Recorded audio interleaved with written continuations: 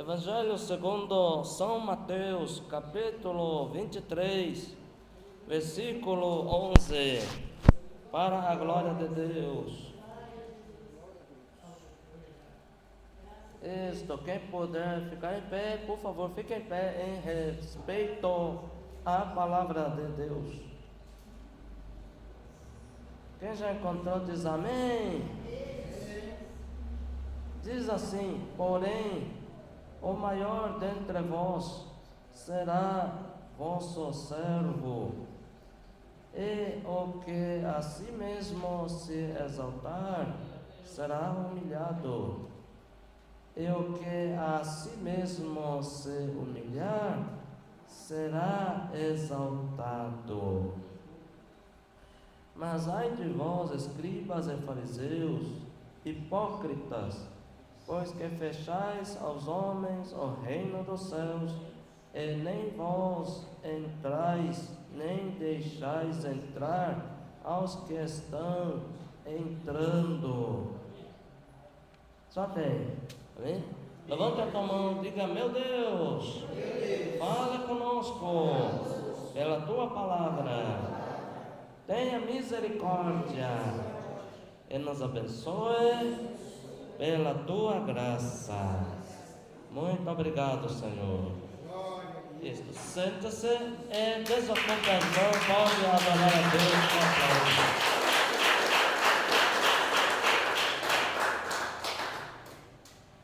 Então, aqui nesta passagem, Jesus, ele censura os escribas e os fariseus, porque eram duas classes de pessoas que, em suma, ou seja, em resumo, cuidava mais ou se preocupava mais com a sua própria aparência, a aparência exterior, né? Do que propriamente com a própria vida diante de Deus, não é mesmo? Então aqui Jesus, comentando sobre eles, diz a partir do versículo 2: na cadeira de Moisés estão assentados os escribas e fariseus.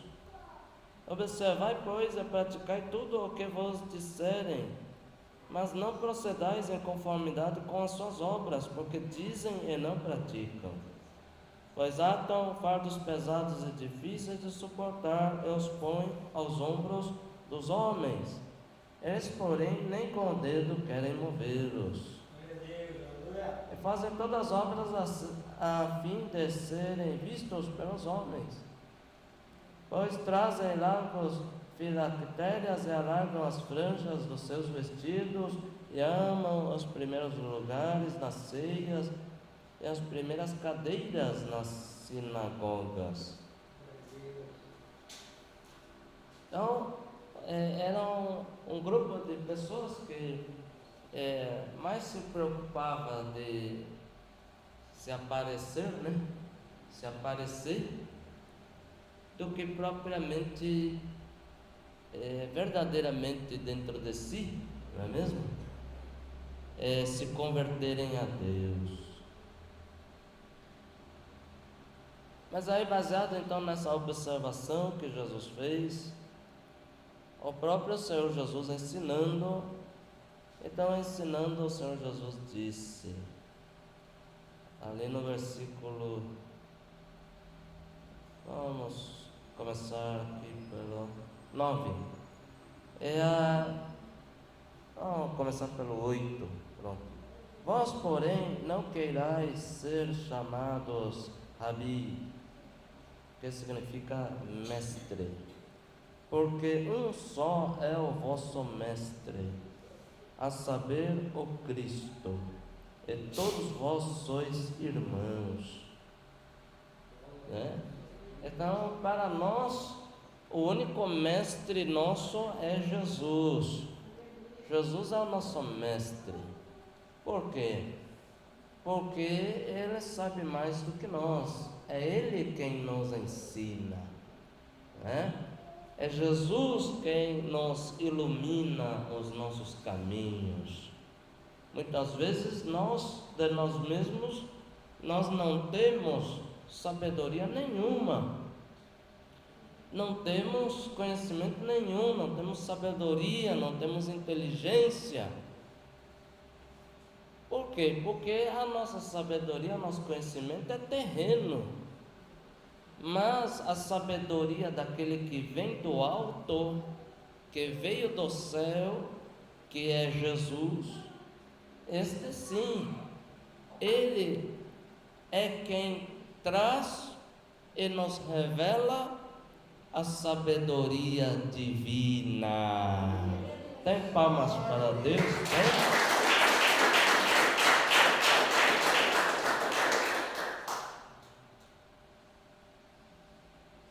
Então, aqui no versículo 9, Jesus continua: E a ninguém na terra chameis vosso Pai, porque um só é o vosso Pai, o qual está nos céus. Aqui entenda que é no sentido de adoração, né? Não devemos chamar qualquer outra coisa ou alguém, qualquer um terceiro de Pai, no sentido de adoração ao Criador. Mas devemos chamar unicamente o nosso Pai, a Deus que está nos céus.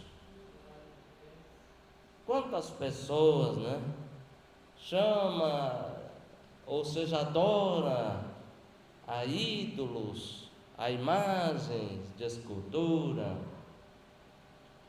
mas a Bíblia Sagrada não ensina a adorar ídolos, muito pelo contrário, né? Condena tal, reprova tal atitude. E a Bíblia nos ensina que nós devemos adorar, reconhecer como nosso Pai ao Papai Celestial, que é Deus. Tem palmas para Ele? Tem? Glória a Deus! Versículo 10: Nem vos chameis mestres, porque um só é o vosso mestre, que é Cristo. Nem podemos nos chamar de mestres. Mestre fulano de tal, mestre fulano de tal, mestre ciclano, mestre beltrano. Pode até ter mestrado, doutorado em teologia, pós-doutorado em teologia, pós-doutorando em teologia, lá de Jerusalém, lá de Harvard, lá não sei das quantas, não importa. Amém. Pode ter estudado 300, 200 livros de teologia, mas um só é o nosso mestre, que é o Cristo, Jesus é o nosso verdadeiro mestre. Por quê? Porque Ele também é nosso Salvador.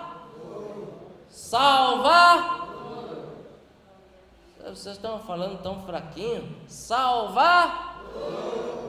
Amém. Palmas para o Senhor Jesus. Palmas.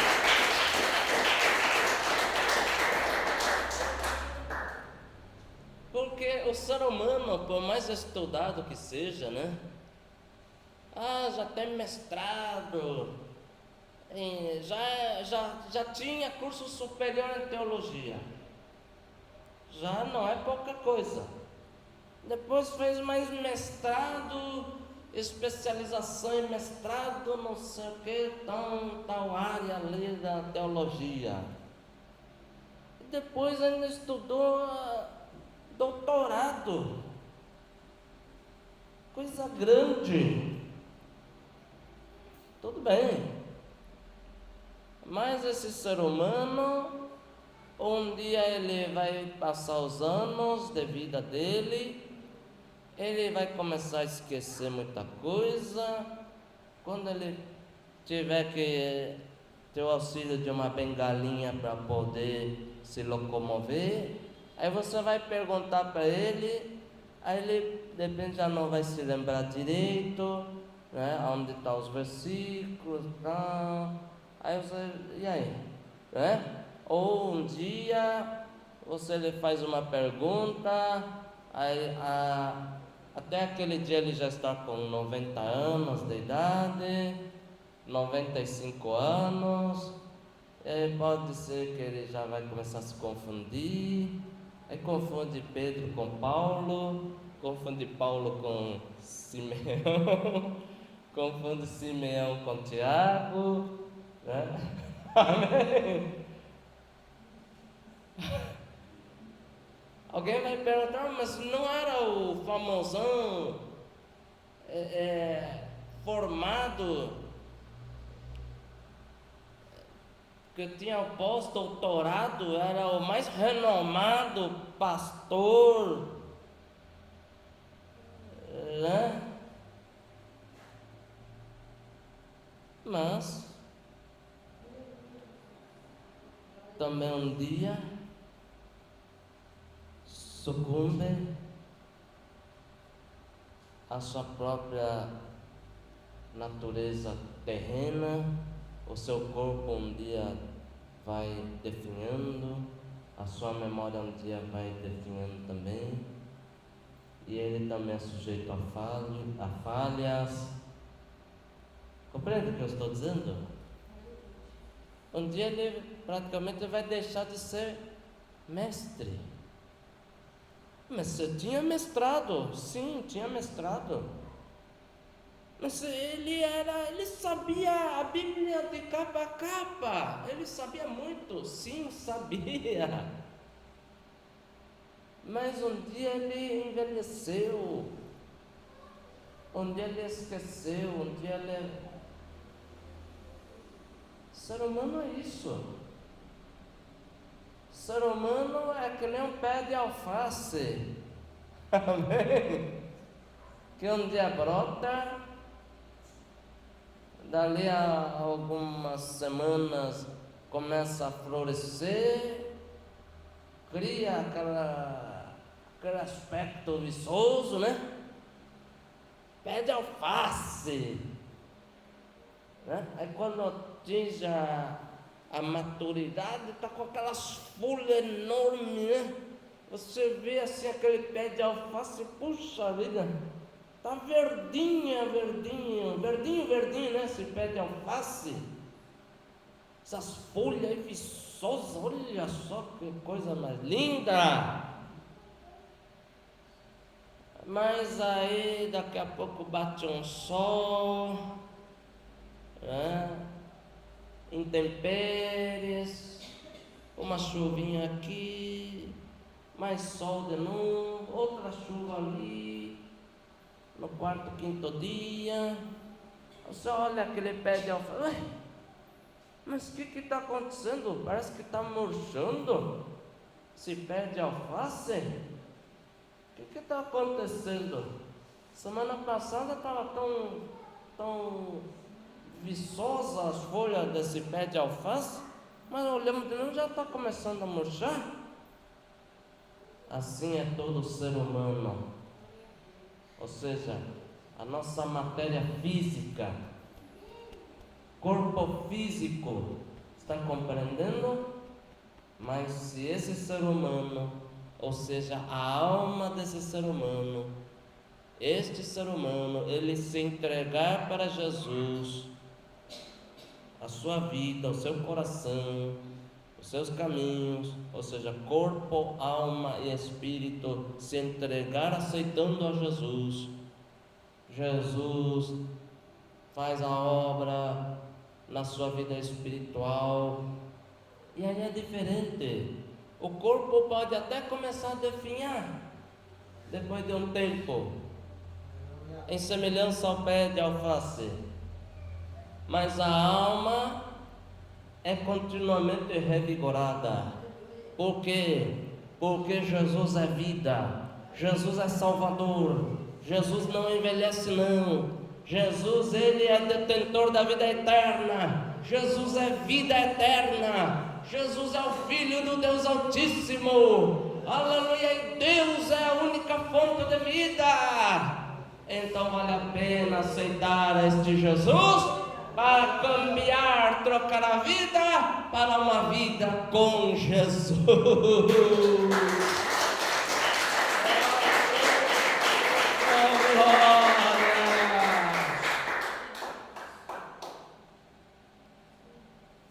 A vida sem Jesus é uma vida sem vida. Qualquer luta, qualquer problema, qualquer tribulação, aí é aquela dificuldade para vencer. Mas quem tem Jesus é diferente. Porque quem tem Jesus, ainda que passe luta, tribulação, perseguição, desemprego, fome, nudez, que seja, mas pelo menos tem Jesus. Que nem Paulo e Silas, quando estavam presos dentro da cadeia, se fossem dois homens sem Jesus, mas estavam gritando de dor, né? Gritando de dor e chorando, e só lamúria, né? Ai, ai, como que nos castigaram, hein? Aquele algoz, né? Aquele algoz ali, meu Deus do céu, ele caprichou mesmo, hein? No castigo, hein? Ai, não aguento mais. Será que eles estavam assim? Que nada. Já tinham sido castigados com açoite, estavam amarrados tronco nos pés. Imagine, os troncos nos pés. Eles estavam ali se lamentando, chorando em lamúrias. Que nada, estava louvando a Deus, louvando a Jesus, adorando a Deus, na maior felicidade, na maior alegria. Aleluia! Essa é a alegria da salvação. Aleluia! E louvando, adorando a Deus, ainda cheios do Espírito Santo de Deus. Oh, glórias! Bate palma, dá glória a Deus.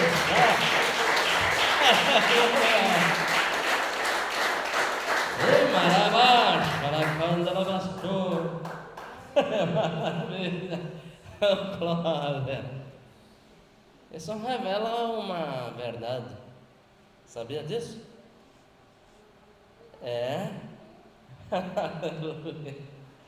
Glória. O crente, a crente, a pessoa que serve a Deus e tem a alegria da salvação, se ele não tiver luta, não tiver perseguição, não tiver problema nenhum, ele fica até triste. Essa é a verdade. Ele fica até triste, porque o crente salvo, ele não está acostumado a ter vida fácil e não ter nenhuma luta, nenhuma perseguição. Isso não é característico de crente salvo. Muito pelo contrário. O crente salvo, ele já é acostumado a sofrer luta, a sofrer tribulação, ser perseguido duramente, ser caluniado, difamado, enfim, compreendes? Ser condenado pelas opiniões alheias. crente salvo, ele já está acostumado a isso. E quanto mais ele é perseguido, mais ele é caluniado, mais luta, mais barreira vem para ele enfrentar, ele fica até mais feliz, mais contente. Aleluia. É por quê? Porque ele se sente honrado. Ele se sente honrado e ainda glorifica mais a Deus e agradece a Deus. Oh, meu Deus, muito obrigado, Senhor, que eu fui havido por digno de ser perseguido dessa maneira, de sofrer pelo teu nome, Jesus, dessa forma. Olha só como eu estou feliz. Obrigado, Senhor. Amém? Oh, maravilha! Bate palmas da glória.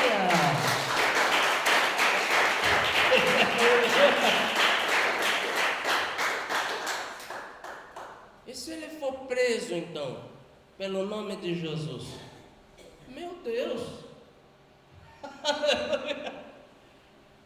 Se um dia puder ter a oportunidade de ser preso pelo nome de Jesus, mas é uma honra que não tem tamanho. É uma honra muito grande.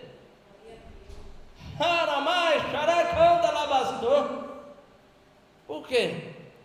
Porque a justiça dos homens não enxergou a justiça de Deus. Porque se tivesse enxergado a justiça dos homens, lá no tempo do Império Romano, não teriam crucificado a Jesus a pedido dos judeus. Quem que pediram a crucificação de Jesus? Os próprios escribas, os próprios sacerdotes. Sim, os próprios sacerdotes, os próprios escribas, os próprios religiosos da época. Parece assim, como se fosse uma verdadeira loucura, né? Realmente, a própria Bíblia Sagrada reconhece até isso daí. Que pela loucura da pregação, então veio a salvação para nós. Amém? Ou seja, pelo plano divino, desculpa, pelo plano divino, que não é? Foi assim tão surpreendente, né? Compreende? Então veio a ser motivo, causa de salvação, perdão, libertação, salvação, transformação, redenção, remissão para todos os que crerem. Amém? Então, crente salvo, para ele não tem problema não. Quanto mais as pessoas perseguem o crente salvo, ele fica até, né, se sente assim tão bem, né? Sente bem. Quanto mais ele é perseguido, mais o Espírito Santo reveste ele. E aí ele sente o revestimento do Espírito Santo, ele sente uma força interior que lhe ergue, que lhe fortifica mais ainda. Aí ele, né? Ô glória, pode vir, pode vir perseguir, venha, pode perseguir, aleluia. Por quê? Porque é crente salvo, meu filho, é crente salvo, aleluia. Irmãos salvos, irmãs salvas, aleluia, estão dentro das mãos do Senhor Deus, Jeová.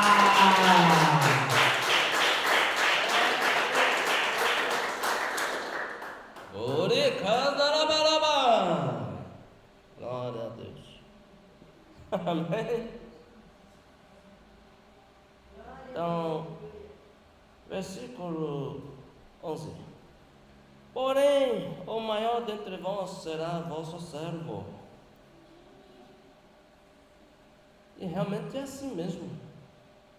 o maior em termos de, aleluia, vamos assim dizer, idade espiritual, altura espiritual, não é mesmo? O maior, ele aprende a servir os outros, a servir os seus irmãos, as suas irmãs. Em que sentido? No sentido espiritual, no sentido de alimentar os seus co-irmãos, alimentar as suas co-irmãs com comida, sim, comida espiritual, a palavra de Deus, a verdadeira comida. Tem palmas para Jesus? Tem?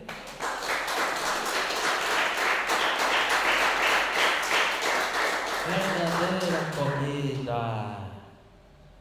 que é alimento para a alma. Amém? O alimento físico não consegue transformar ninguém. O sujeito é ruim, é ladrão, é bandido, é estuprador, é estelionatário, é assassino, é enfim, né? Mau caráter, vamos dizer, uma pessoa maldosa. Ele pode ir lá na esquina, ali no carrinho ali do tiozinho ali, pode comer cachorro quente, pode comer 10 anos. Aquele cachorro quente pode comer qualquer comida que ele escolher nos restaurantes mais finos, pode se alimentar 10 anos, 20 anos, aquela comida física não lhe transforma não. Por quê? Porque está nas trevas e continua nas trevas e nada lhe ilumina, nada lhe muda os pensamentos. A comida física não consegue mudar os pensamentos, não consegue esclarecer, iluminar a mente do ser humano. Mas se esse mesmo sujeito, esse mesmo homem, essa mesma mulher, inclui-se também as mulheres, entrar na casa de Deus, assim como vocês aqui estão, ao começar a ouvir o Evangelho, claro, também depende do coração dessa pessoa. Quanto mais ouve a palavra de Deus, com o tempo, cada um conforme a sua predisposição para aceitar a palavra de Deus, enfim, conforme a obra de Deus em cada vida também, essa vida aos poucos vai começando a aprender,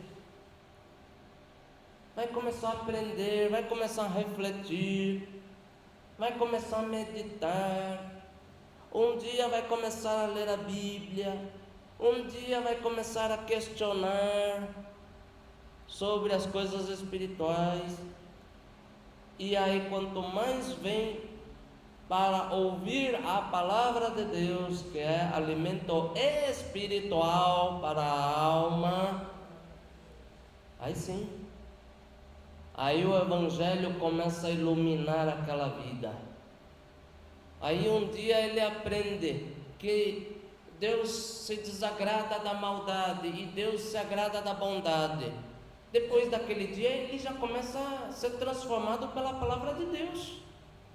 Aí ele saiu da igreja, aí ele vê ali um cachorro vira-lata que está ali dormindo ali na calçada. Outrora ele ia passar ali, ele ia dar um chute ali para arrebentar com o cachorro vira-lata. Mas depois que ele ouviu a pregação da palavra de Deus, aí ele passando por aquele cachorro ali, aí ele lembra da palavra de Deus, né? A natureza carnal dele ainda quer puxar para as maldades ainda, né? Aí ele pensa, não, eu vou dar um chute nesse cachorro aqui, mas ele lembra, não, Jesus me ensinou ali na igreja que eu não posso mais fazer maldade, não, É Deus sagrado. Papai do céu está ali. Papai do céu está me olhando. Papai do céu está me olhando. Não, eu não vou fazer mal nenhum para esse cachorro aqui. Vira lá. De repente ele vai olhar, até vai sentir dó, né? Vai até sentir dó. Coitadinho, olha só, está dormindo aí nesse frio aí. Não vão fazer mal nenhum para esse cachorro. E vai continuar o seu caminho. O que é isso? Isso se chama transformação. Isso é prova mais que cabal, que a palavra de Deus, as coisas de Deus, a Bíblia Sagrada, a palavra de Deus, é verdadeiramente alimento espiritual para o bem, a salvação da nossa alma.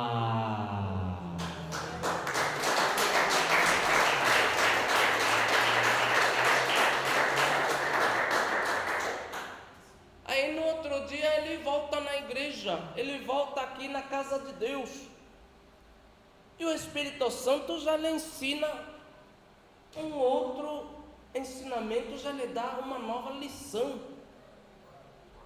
Aí o Espírito Santo ensina para aquela vida: olha, prostituição é pecado, e é pecado de morte.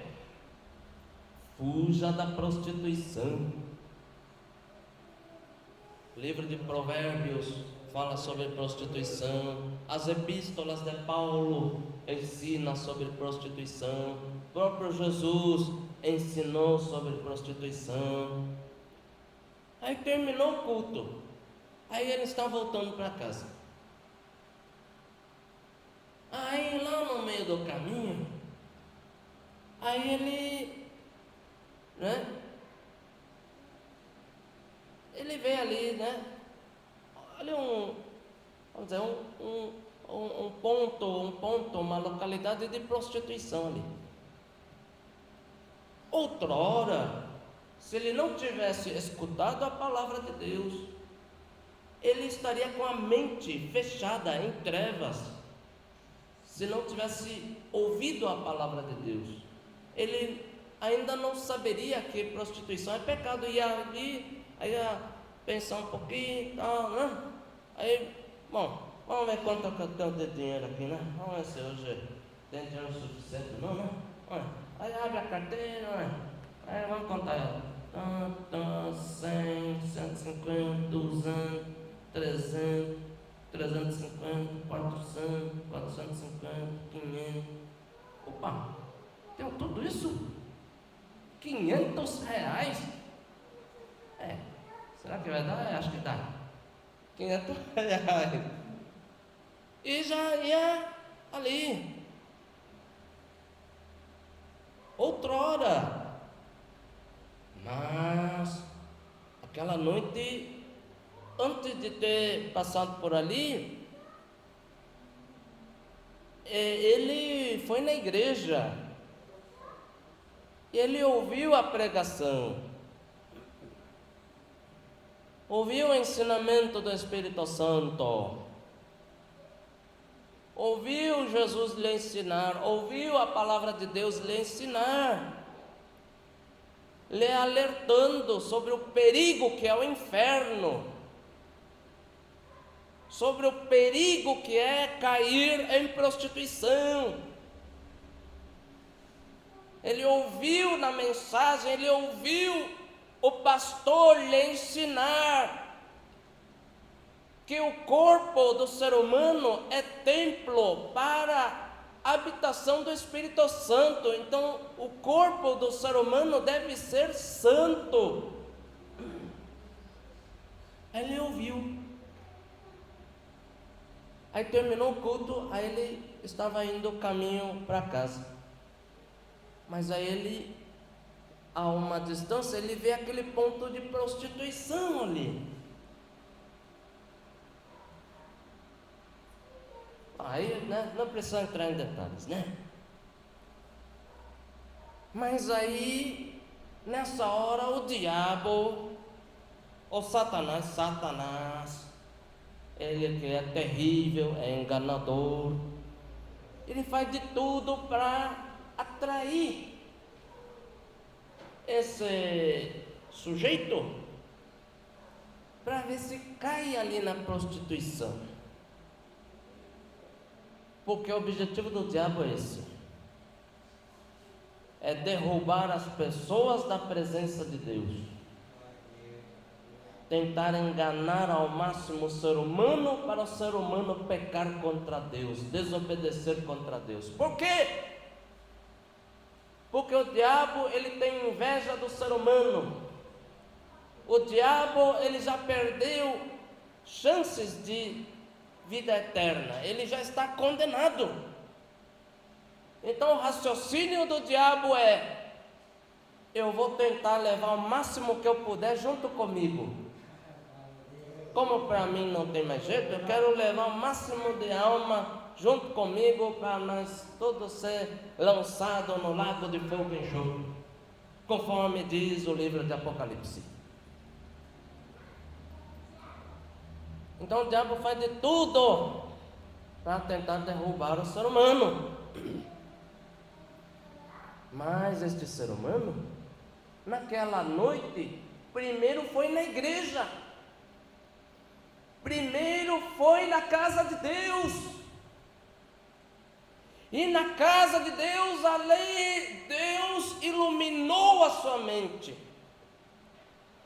Deus falou com a sua alma, iluminou. Então esse ser humano, ele começou a enxergar. Ele começou a enxergar e entender o pecado de prostituição. Aí ele está andando, voltando para casa, ele vê ali o ponto de prostituição. Aí o diabo começa, né? Com as setas malignas dele. Vai lá. Ué, tu não disse que era homem? Tu não disse que era o homão? Seu... Vai arregar agora, é? Vai lá. Mas aí, ao mesmo tempo, ele lembra da pregação, ele lembra da palavra de Deus, ele lembra: ah não, pastor ensinou, a palavra de Deus me ensinou, Deus me ensinou, Jesus me ensinou. E outro dia eu aprendi que Deus vê tudo, não tem nada que se esconde de Deus. Ó, então o Papai do Céu está vendo. Aí ele vai indo, vai andando, aí o Espírito Santo começa a trabalhar no coração dele, na mente dele. Desvia desse caminho. Esse é um caminho de morte. Desvia. Aí ele lembra da mensagem, aí começa a raciocinar, aí lembra do pastor pregando: cuidado com a prostituição, cuidado com o pecado, o inferno é terrível. Aí aquela luta espiritual na hora. Aí nessa hora vai depender dele mesmo decidir. Se ele quer decidir ouvir o diabo, cair e ir para o inferno, ou se ele quer decidir: não, eu vou negar as vontades da minha própria carne, e eu vou dar ouvidos ao meu Jesus, eu vou dar ouvidos a Deus que me ama, eu vou desviar desse caminho mau, eu vou desviar aqui para a direita, ou virar aqui para a direita, virar aqui para a direita. Eu vou contornar um quarteirão, eu não vou passar ali não. Deus me livre. Para trás de mim, Satanás. Você não me engana mais. Eu estou com Jesus agora, eu não quero nem saber. Eu estou com Deus, eu quero morar no reino do céu. e desvia, e pronto, e está com Deus, continua com Deus, e desviou do pecado, e Deus se agrada, e Deus vai lhe abençoar cada dia mais ainda.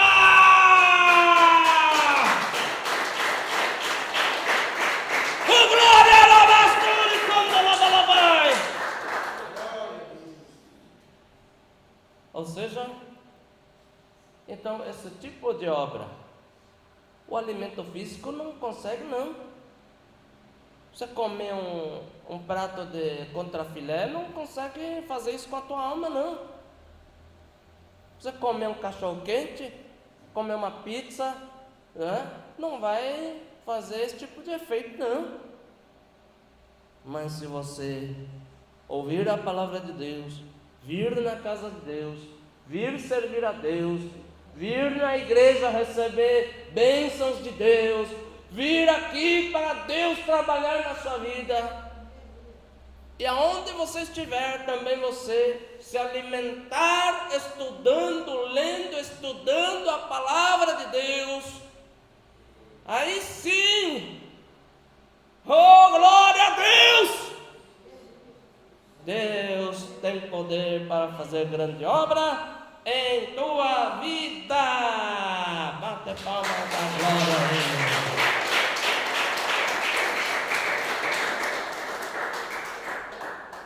Oh, maravilha. Glória a Deus, glória ao Senhor Jesus. Amém. Que Deus vos abençoe. Amém.